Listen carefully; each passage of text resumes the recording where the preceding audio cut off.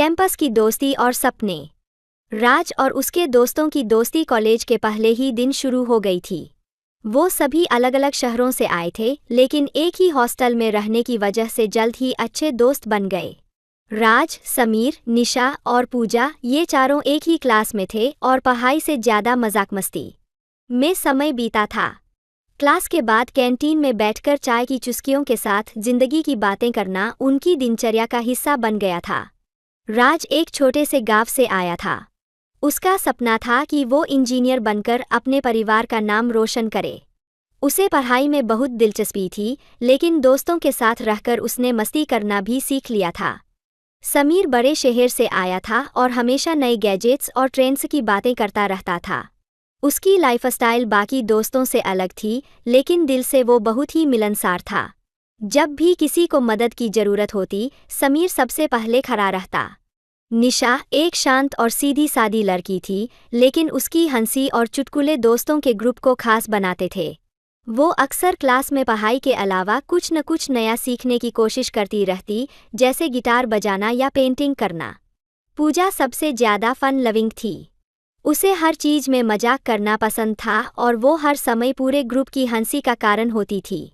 वो हमेशा कहती, यार ये कॉलेज के दिन कभी वापस नहीं आएंगे, इसलिए खुलकर जियो। कॉलेज की पढ़ाई के साथ साथ ये चारों दोस्त हर इवेंट में हिस्सा लेते। कभी डिबेट कंपटीशन तो कभी क्रिकेट मैच। निशा और पूजा ने कॉलेज के सांस्कृतिक कार्यक्रम में डांस और सिंगिंग में भाग लिया, वहीं राज और समीर ने प्रोजेक्ट्स में अपनी अलग पहचान बनाई। लेकिन समय के साथ, जैसे जैसे अंतिम वर्ष करीब आया, एक अजीब सा तनाव दोस्तों के बीच महसूस होने लगा। अब मस्ती से ज़्यादा करियर की बातें होने लगीं। राज के ऊपर परिवार की जिम्मेदारियों का दबाव था। उसे एक अच्छे कॉलेज प्लेसमेंट की तलाश थी, ताकि वो अपने घरवालों की उम्मीदों पर खरा उतर सके। समीर की हमेशा से ख्वाहिश थी कि वो एक बड़ी कंपनी में काम करे, जबकि निशा को अपनी क्रिएटिविटी को लेकर कुछ अलग करना था।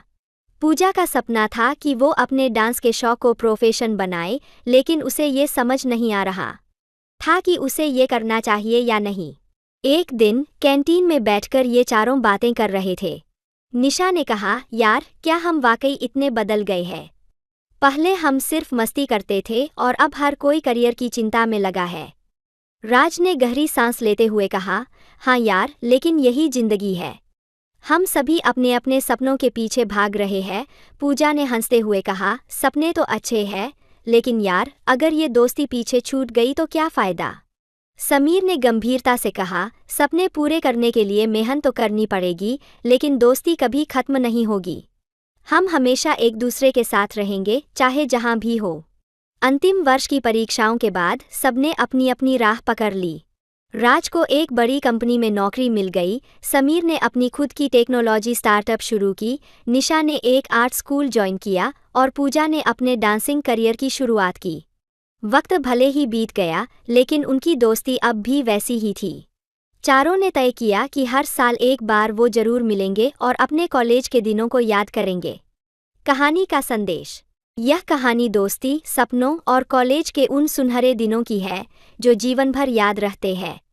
चाहे जिंदगी कितनी भी व्यस्त क्यों न हो जाए, सच्चे दोस्त और उनकी यादें हमेशा दिल में बसी रहती है।